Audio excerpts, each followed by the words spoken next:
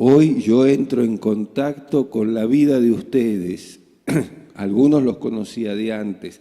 Y ustedes entran en contacto con mi vida y ya ni yo ni ustedes vamos a ser exactamente los mismos después de este encuentro. Y entonces habremos entrelazado nuestras historias. Y el proceso educativo, y especialmente si se trata de la educación en la fe, y especialmente si se trata de la educación en la fe, es este entrelazar historias.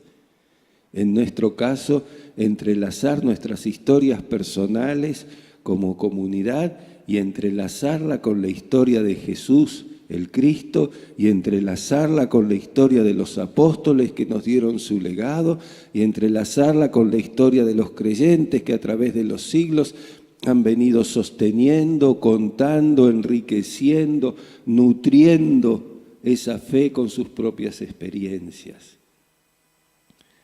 La educación es entonces no simplemente transmisión, en el sentido de que yo transmito algo como una cadena que transmite una fuerza, sino que es entrelazar, ir juntando historias, mezclándolas. Entrelazar significa crear un tejido, ¿no es cierto? La tarea del educador tiene mucho de la tarea del telar, donde los distintos hilos que son nuestras vidas se van entretejiendo para formar un diseño, ¿no? En el cual cada uno, cada nudito, tiene su lugar y le da su color y le apresta su textura. Y la educación es esa tarea. Cuando yo estoy con mi nieta más chica, que tiene apenas 6 meses, el solo hecho de tenerla en brazos, ya la estoy educando y ella me está educando a mí. ¿No es cierto? Entonces, el maestro, el líder de jóvenes, el predicador, va generando esas texturas. Pues justamente por eso se llaman texturas, ¿no? De texto. Texto viene de tejido,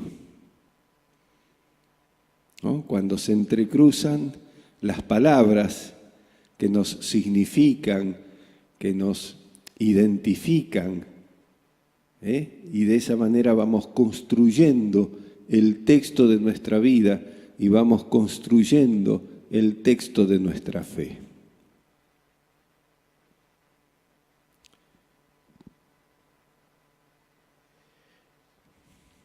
La fe es entonces fundamentalmente, la comunicación de la fe es don de Dios, ya, yendo más allá de la esfera teológica, ¿no?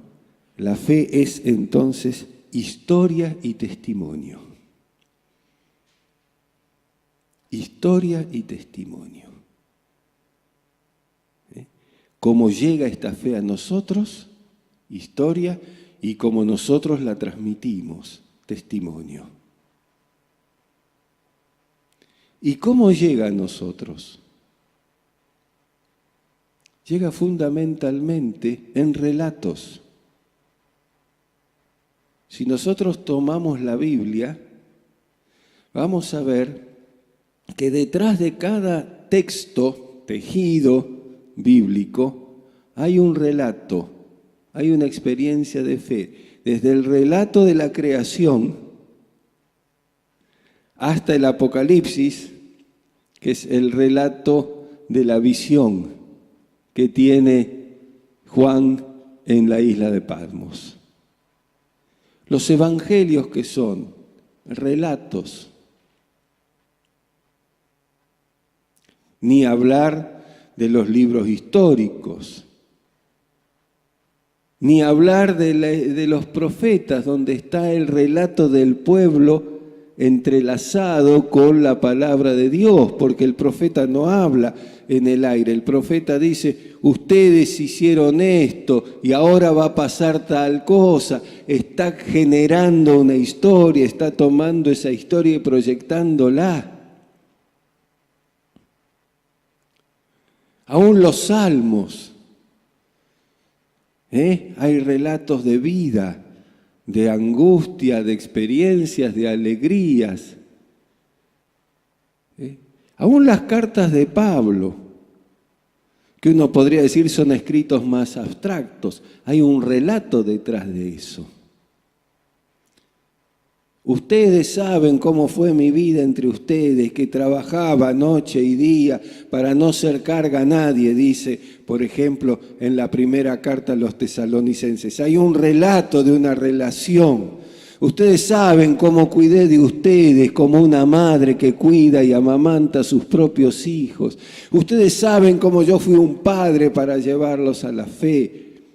En Gálatas, porque ustedes saben cómo llegué hasta ustedes, que no tenía fuerza sino con debilidad, y ustedes se habrían sacado los ojos para dármelos si les hubiera sido posible.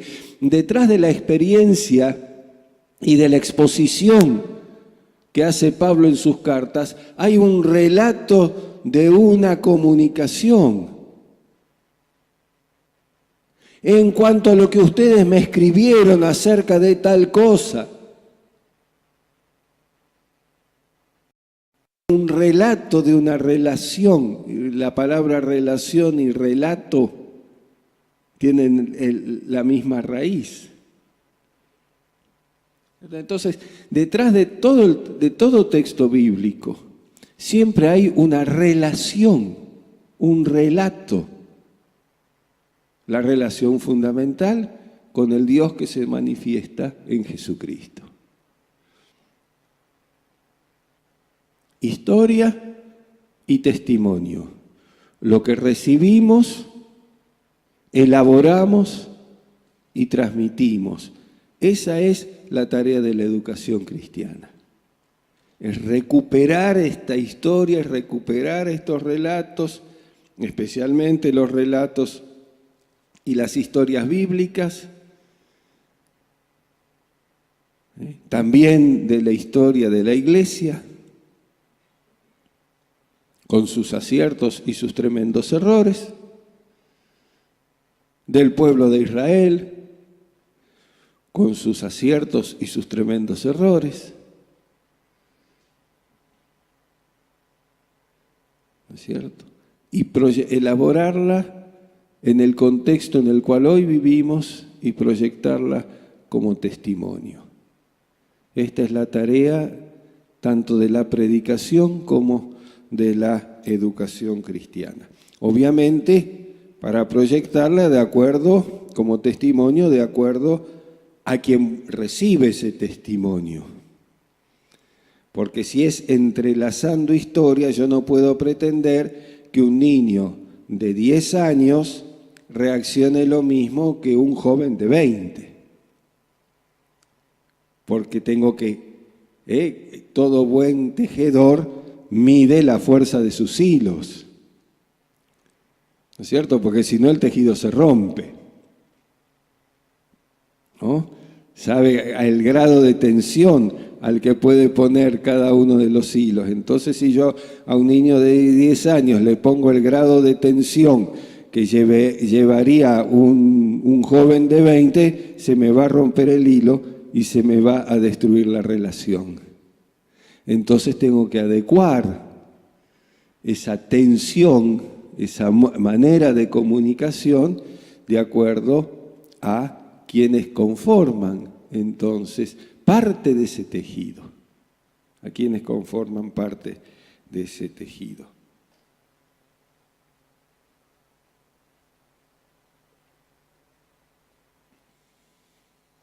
¿Estamos hasta acá? ¿Está claro? ¿Sí? Bien. Justamente Jesús, el Cristo, es definido al principio del Evangelio de Juan, o presentado más que definido, diría yo, presentado al principio del Evangelio de Juan como el Logos, que nuestras Biblias traducen la palabra, el verbo, ¿no es cierto? La palabra griega es Logos. Es muy importante, y por eso señalo esta palabra, porque esta palabra tiene toda una serie de significados, ¿no es cierto? Logos es palabra, pero logos también es relación. Es la relación entre las palabras. Por eso de logos viene lógica. La lógica es la forma en que relacionamos correctamente los conceptos. ¿Cierto? Cuando una cosa no tiene lógica, es porque las palabras y los conceptos no se relacionan correctamente. Pero logos, en griego, o un derivado de logos, logeia, significa cuentas, contabilidad. ¿No? Que es dar razón de una cosa. ¿No? Incluso, por ejemplo, cuando Pablo en la carta a los romanos dice que va a llevar la ofrenda a Jerusalén, dice, voy a dar cuenta de esta ofrenda, la traducción textual, porque usa, voy a hacer la logeia, la contabilidad, para que vean que estoy administrando correctamente. ¿Sí? De manera, incluso cuando nosotros pasamos a nuestra propia lengua, fíjense que contabilidad tiene que ver con las cuentas, pero las cuentas tienen que ver con los cuentos. La raíz es la misma, lo que se cuenta. Y lo que se cuenta pueden ser números o pueden ser palabras. ¿Y la narrativa qué es? Cuentos. No es que me entretengo acá porque me gusta hacer juegos de palabras, sino para que veamos que es todo un conjunto muy abarrotado, muy lleno de relaciones. Por eso cuando hablamos de narrativa, de relato, de contar la historia de Jesús, estamos poniendo en juego a Jesús como logos de Dios, como palabra encarnada. Hay más teología en los relatos que en los grandes libros de doctrina. Digo, esto no porque no quiero que estudien los libros de doctrina, porque si no los profesores de teología me van a correr y yo voy a haber vaciado de sentido mi propia profesión. Pero cuando Jesús enseñaba, ¿cómo enseñaba?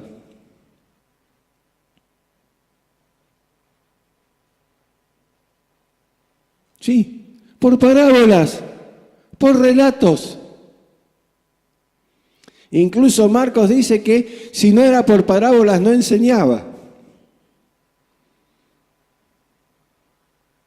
Es decir, el mismo Jesús pone su enseñanza no en forma de credos, doctrinas, dogmas, sino con relatos. Y no solamente los relatos, sino que ni siquiera explicaba el relato después. Solo a los discípulos, que eran más lentos para entender que todos los demás, por eso los eligió, les explicaba.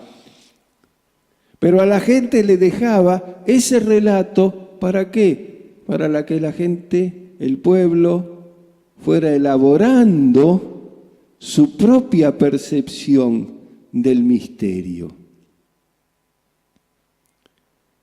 Las parábolas de Jesús.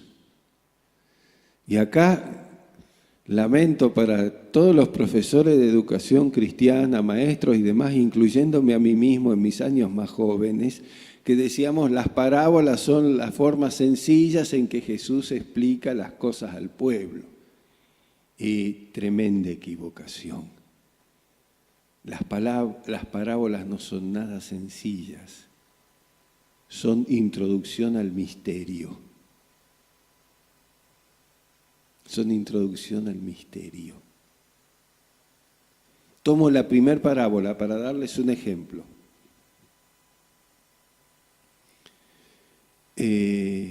La primera es la parábola del sembrador, ¿no es cierto? Por lo menos la primera que figura en nuestros evangelios generalmente. Sembrador salió a sembrar y desparramó la semilla, y una cayó en tierra fértil y la otra cayó en el camino y la otra cayó entre espinos, etcétera, etcétera. Primera enseñanza. Este labrador es de lo más tonto que hay, porque al precio que tiene la semilla no puede darse el lujo de desperdiciar tanta semilla. La gente de campo que escuchaba esto, la primera reacción hubiera sido esta. Lo que le costaba la semilla al labriego en aquellos tiempos era una quinta parte de lo que pensaba cosechar. Es decir, el 20% de la cosecha se le iba en pura semilla. Agregarle el 30% que le cobraban los romanos de impuestos y ya perdía la mitad de la cosecha. ¿No? Y esto nosotros hoy no lo sabemos con esta claridad, pero los que lo escuchaban la parábola sí lo sabían. Eso de que después explicamos, no, que se sembraba al voleo, entonces el viento llevaba la semilla y se perdía. Mentira. Lamento decirle, después de haber estudiado un poco las cosas, no se sembraba al voleo, se sembraba al chorreo en los bordes del campo, justamente para que el viento no se llevara la semilla. Se iba dejando caer las semillitas de a poco. Alguna puede ser que se perdiera, pero no mucha. Después sí, cuando se estaba en el medio del campo, cuando ya no había peligro de que la semilla volara tanto, ahí sí se podía sembrar al voleo. Pero en los bordes del campo se sembraba a lo que se llamaba el chorreo, es decir, dejar caer semilla por semilla. Bueno, ustedes conocen la parábola, no se las voy a explicar. ¿Cómo termina? Pero aquella semilla que cayó en buena tierra y germinó, dio cual a 30, cual a 70, cual a 100 por uno. Y ahí está el misterio. Ahí está el misterio. ¿Qué semilla da a 100 por uno? Ni hoy, con los mejores fertilizantes y con las mejores técnicas de siembra y de cosecha, se saca una tonelada de cereal con 10 kilos de semilla. Decir que dio a 100 por uno, decir que dio a 70 por uno, era justamente un misterio tremendo, cómo esa semilla solita iba a dar a 100. Claro, si yo estoy seguro que voy a sacar a 100 por uno, me puedo dar el lujo de desperdiciar semilla.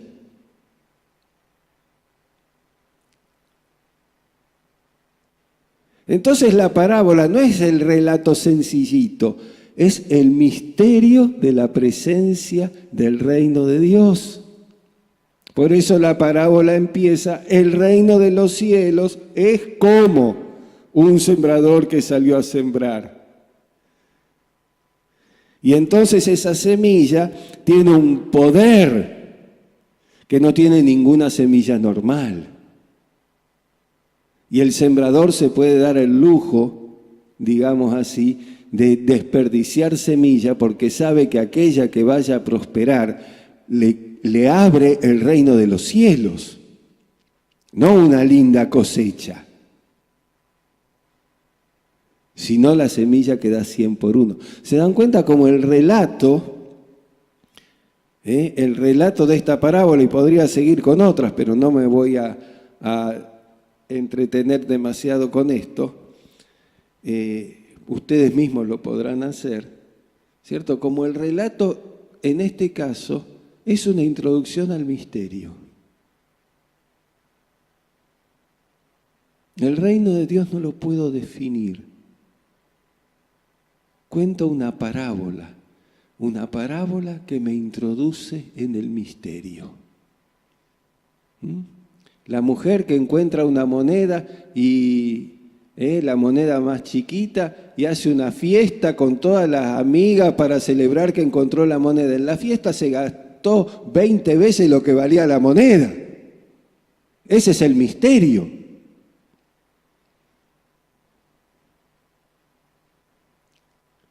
¿No es cierto? De manera que el relato, en ese sentido, es portador de lo que no puede llevar el dogma.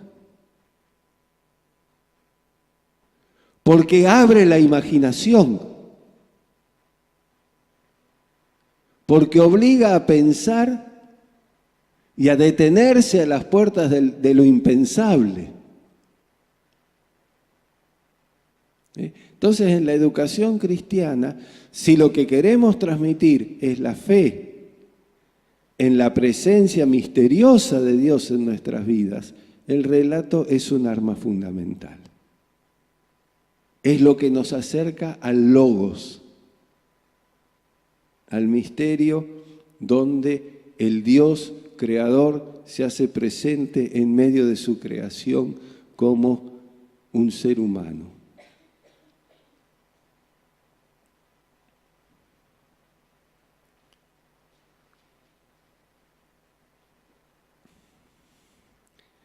¿Estamos hasta acá? Preguntas, dudas, observaciones, desacuerdos, insultos. ¿No? Sí, un insulto acá. Ah, no.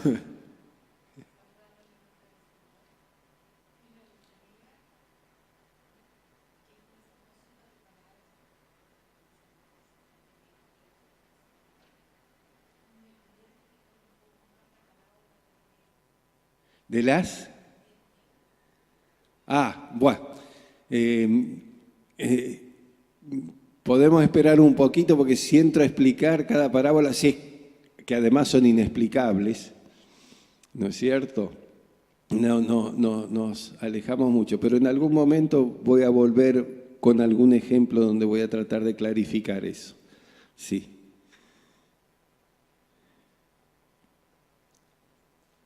Como decía, entonces siguiendo adelante,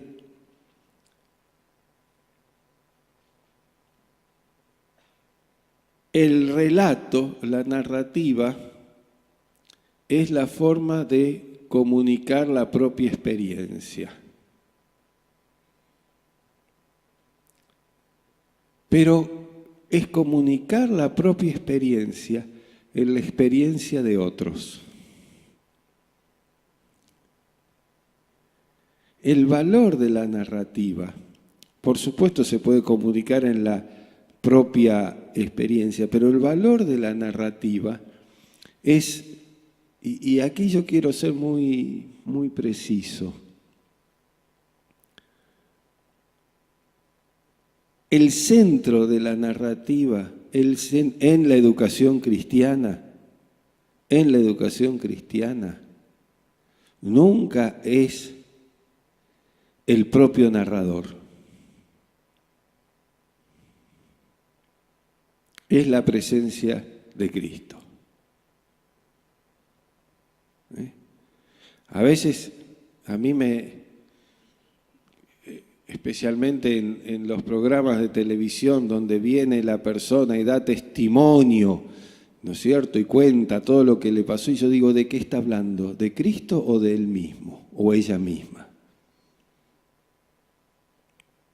Entonces, se corre el eje. Cristo hizo por mí tal cosa, porque yo esto y yo lo otro y yo lo otro. Mencionó a Cristo al principio y después yo.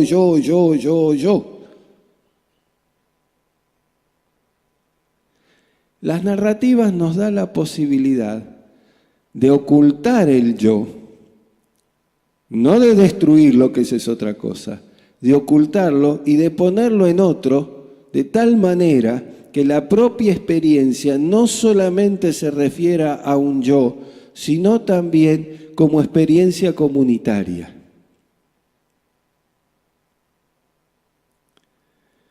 Trasladar la propia experiencia en otros personajes, reales o imaginarios, para que la comunicación no quede centrada en el yo, sino en el hecho. ¿Se entiende lo que estoy queriendo decir? ¿No es cierto? Cuando, en cambio de dar el testimonio yo, tengo un amigo, le pasó esto, ¿por qué? Entonces el centro está en donde, en lo que pasó, en donde se manifestó ese camino de fe. La construcción de los mitos, tanto en la historia bíblica como especialmente en los mitos de los diversos pueblos, son eso. Es proyectar sobre seres míticos, sobre seres divinos o semidivinos, las propias experiencias. Por eso los dioses en los relatos míticos parecen tan humanos, porque lo que han hecho los pueblos es proyectar en los seres míticos sus propias experiencias. Esto se ve claramente en el hecho que posteriormente los estudiosos del alma humana le han puesto el nombre de los mitos a los problemas que tenemos los seres humanos. Entonces hablamos del complejo de Edipo o de cosas por el estilo, que justamente porque los seres humanos proyectaron en esos seres míticos sus propios problemas. El relato mítico es eso. El relato mítico es la proyección de las propias historias humanas, de sus conflictos y de sus esperanzas, ¿no es cierto?, en seres divinos o en héroes. Y esa manera de contar lo que me pasa sin decir que me pasa a mí. El testimonio bíblico tiene algo de eso. ¿No es cierto? Es contar, poder contar lo que me pasa como experiencia de fe, viéndola en Pedro, en Pablo, en los apóstoles, en los profetas, porque después de todo esa experiencia de fe, si bien es particular en cada una, ¿no es cierto?, también se nutre de esos relatos anteriores, porque son entrelazando historias. Yo soy Pedro cuando afirmo mi fe en Cristo y soy Pedro cuando lo niego. ¿No? Soy Pablo cuando predico y soy Pablo cuando me angustio por la espina que tengo en la carne.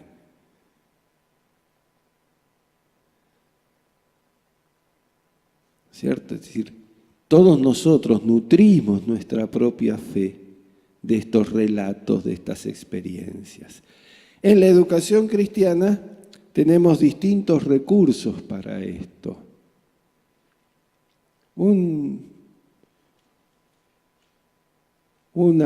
Por ejemplo, para ser muy sencillo, ir bien a lo práctico.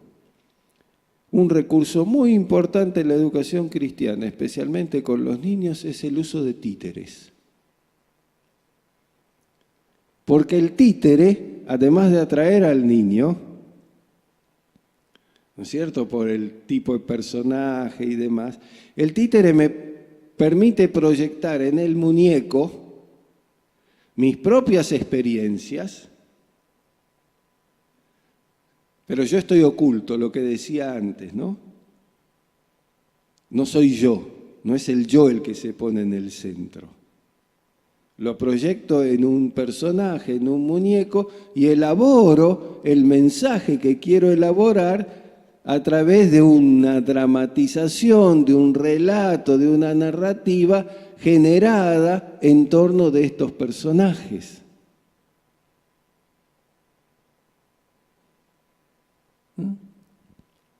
Entonces, el títere, por ejemplo, para usar un recurso muy accesible para todos los maestros de educación cristiana, yo lo usaba muchísimo cuando era maestro de primaria.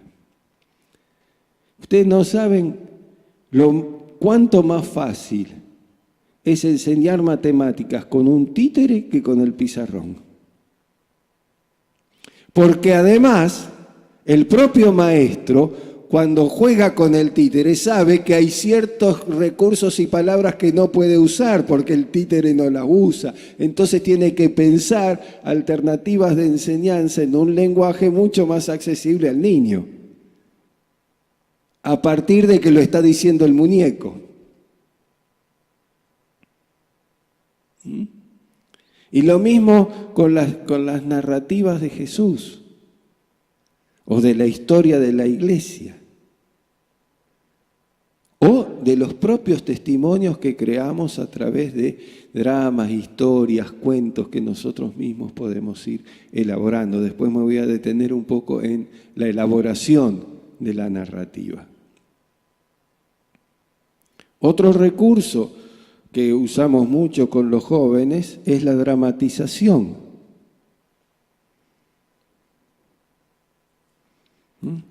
También ahí el relato, dramatizar un relato bíblico. Y ahí digo, por ejemplo, para ser práctico, porque yo puedo dar todo este discurso teórico y después decir, ¿y esto cómo se usa?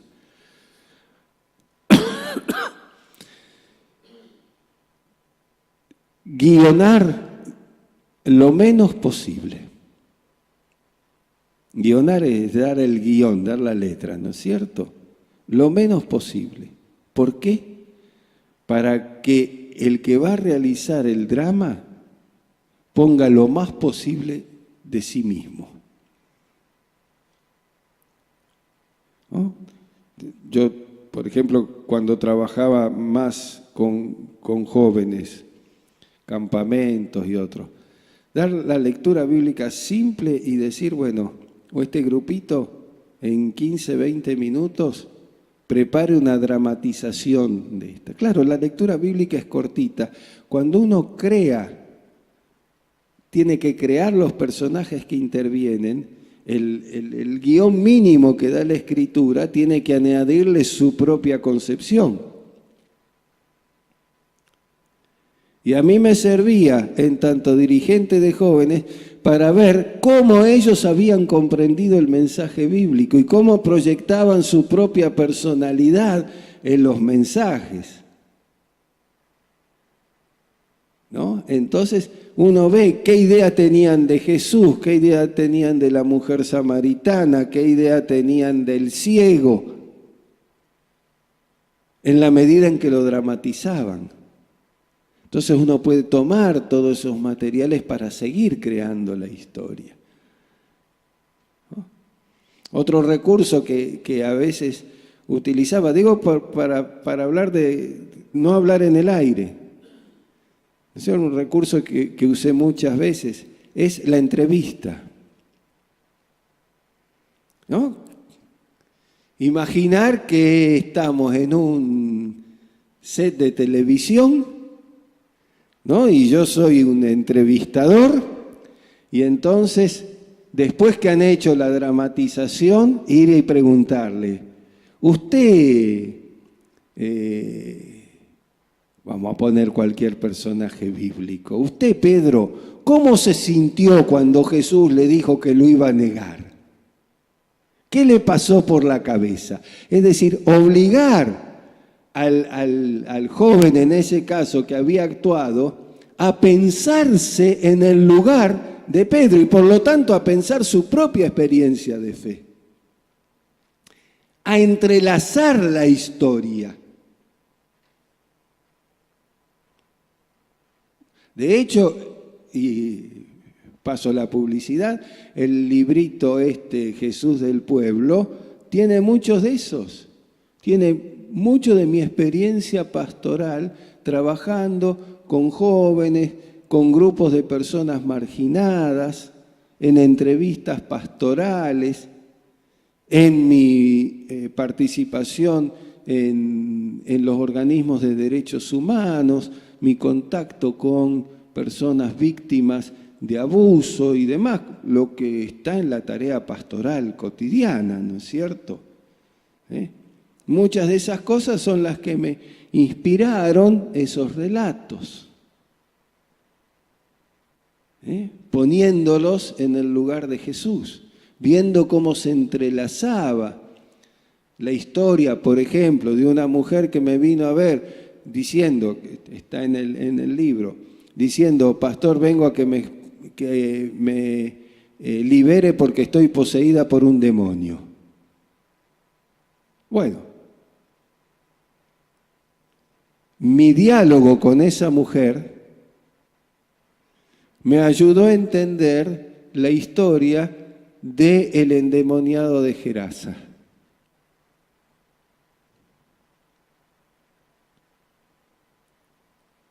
¿Por qué? Porque yo experimentaba allí cómo esa historia del endemoniado que vivía en los sepulcros y demás se había encontrado con Jesús y cómo yo ahora me encontraba con una mujer que me decía que tenía un demonio. Entonces, los relatos, las experiencias se nutren mutuamente.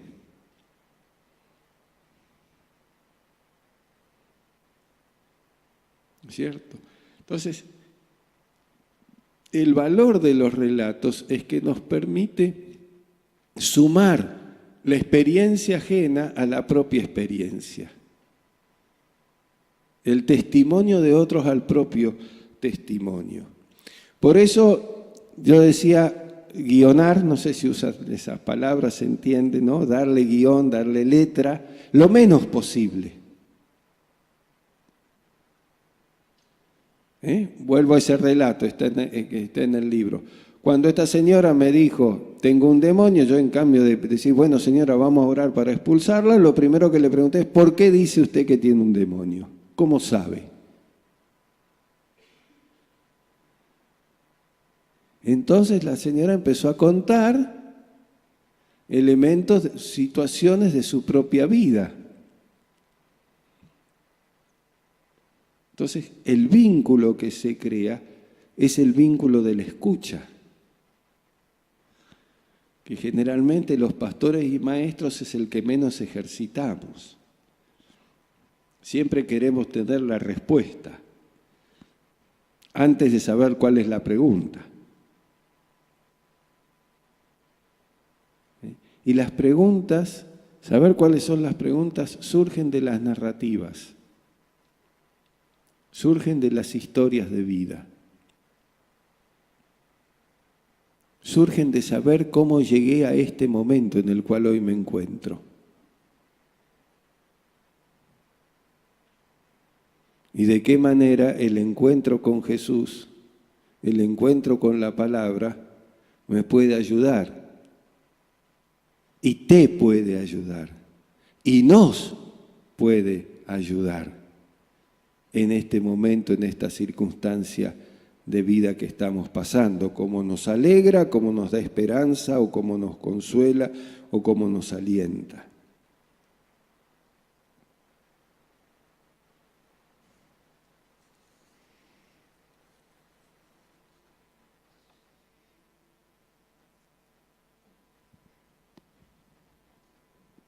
10 minutitos más tenemos.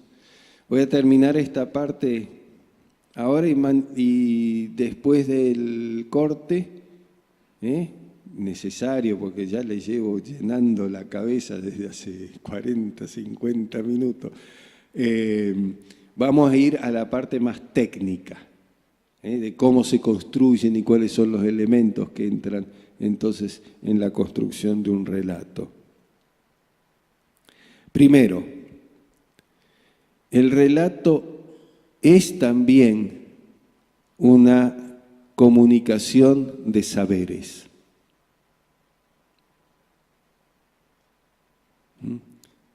A veces pareciera que la comunicación de saberes, de conocimiento, solo se puede hacer a través de la clase teórica.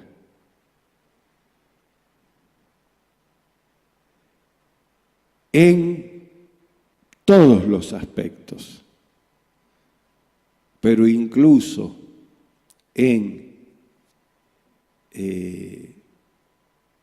y fundamentalmente en la transmisión de la fe, el relato es fundamental por los saberes que lleva. Digo, yo nunca entendí la teoría de la relatividad de Einstein, nunca la entendí, va más allá de mí.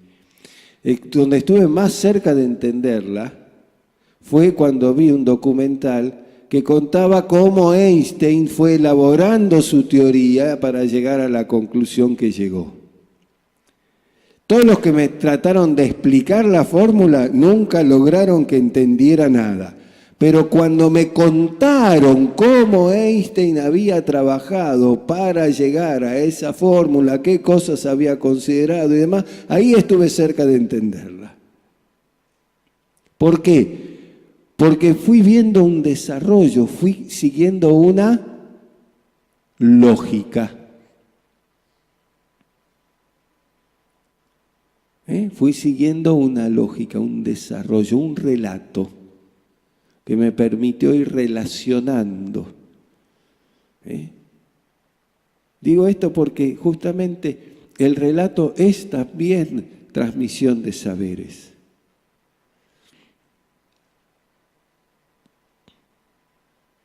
¿Cierto? Es porque el relato tiene contenido, no es pura, y después voy a ver cómo se explicitan estos contenidos. Cuando yo cuento la historia bíblica, no solamente estoy contando algo, estoy dando toda una imagen de un mundo.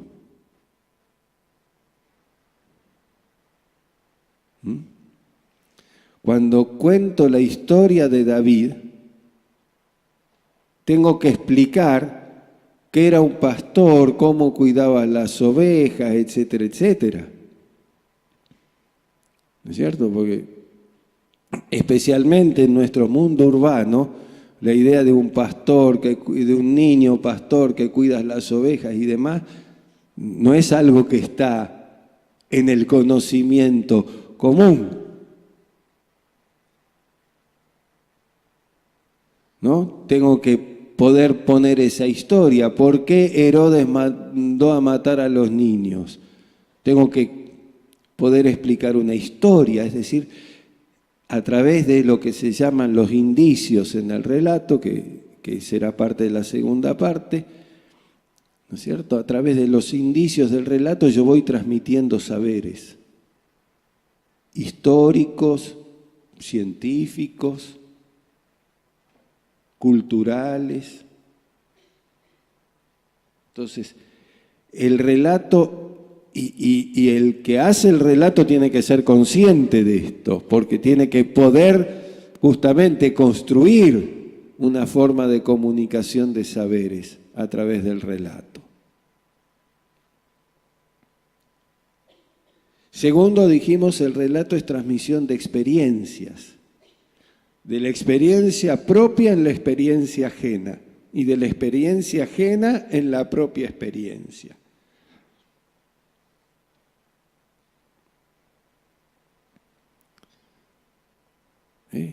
cómo yo identifico lo que le pasa a otros con lo que me pasa a mí. Y cómo yo puedo depositar lo que me pasa a mí en el relato en otros.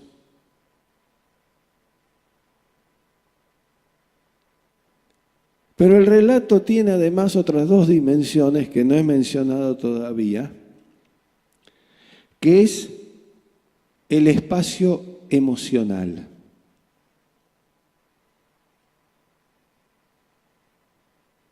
El relato crea un espacio emotivo, justamente por la identificación.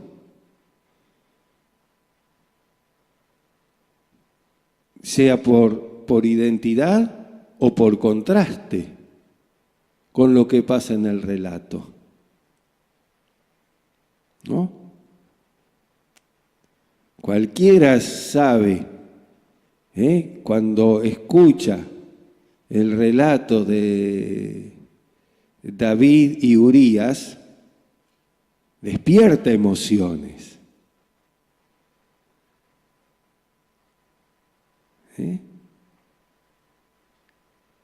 Negativas quizá, seguramente. Tanto es así que la misma emoción se le despertó en el profeta Natán, que después va y le dice a David, mirá, qué tipo embromado que sos, por no decirlo de una manera un poco más fuerte. ¿No?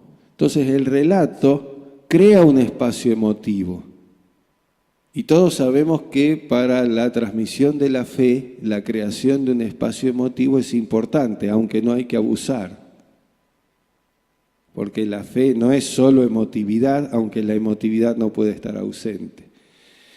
Pero a mí hablar de la, qué sé yo, de la Trinidad no me despierta ninguna emoción.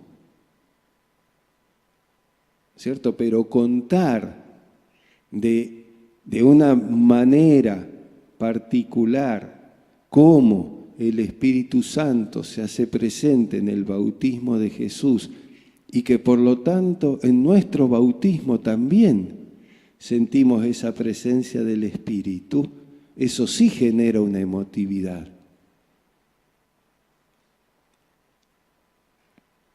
Entonces el relato crea un espacio que permite que afloren las emociones.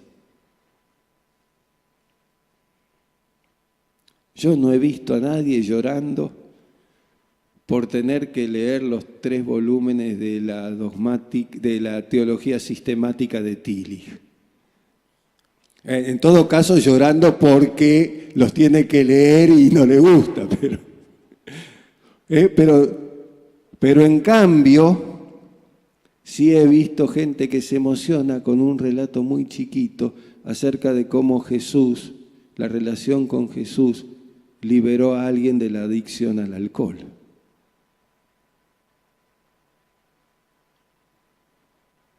¿Cierto? Entonces, el relato, a diferencia de la conceptualidad doctrinal, genera el espacio también para que afloren los elementos emotivos de la fe. Y también hay otro elemento que vamos a explayarnos un poquito más adelante, y con esto termino esta primera sesión porque ya es la hora, ¿verdad? Que es el elemento que llamamos performativo.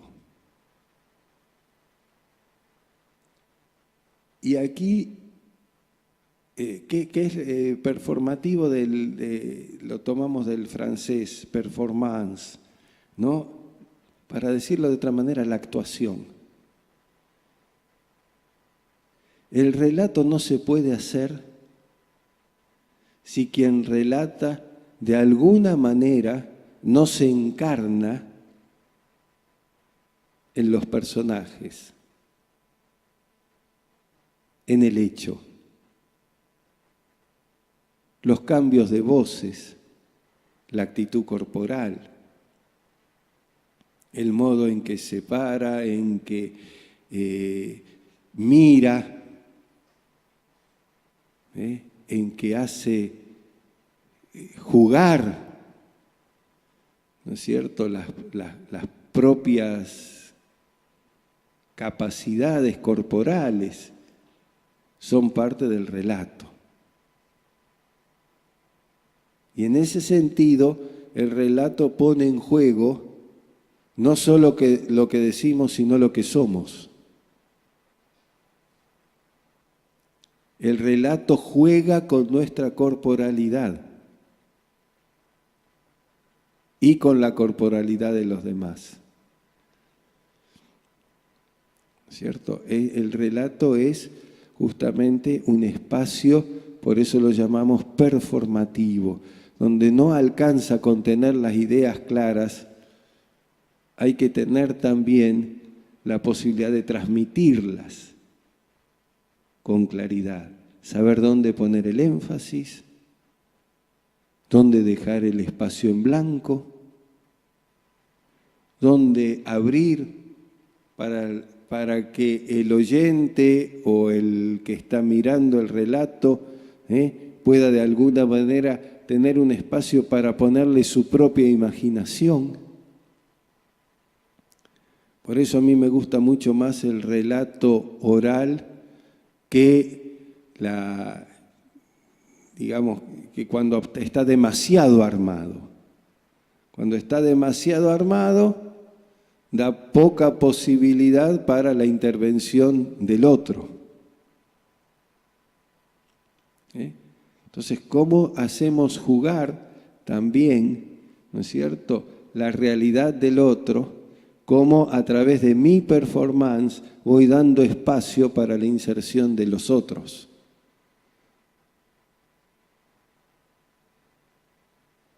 Cuando yo hago estas pausas largas, a veces, es eso, porque es una forma de subrayar un concepto.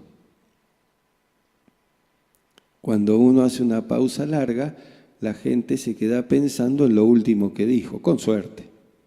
A veces se queda pensando, este sigue hablando y yo tengo hambre, pero ese es otro tema. ¿No es cierto? Pero, digamos, y esto tiene que ser entrenado. Y acá voy a ser muy claro. El maestro de educación cristiana, sea de niños o de jóvenes, o el predicador, tiene que ser entrenado para que la transmisión del relato sea eficaz. Ser entrenado me refiero a veces a entrenarse a sí mismo. ¿Me escuchás, Javier? ¿Me escuchás? ¿Sí? Cuando yo estudié para el pastorado, no había todos estos sistemas en las iglesias. Y el profesor de predicación nos ponía delante del auditorio de este tamaño y nos obligaba a hablar de tal manera que el que estaba sentado en el último lugar nos entendiera con la misma claridad que el que está adelante. Y entonces tuvimos que entrenar nuestra dicción y nuestra impostación de voz para que esto fuera posible.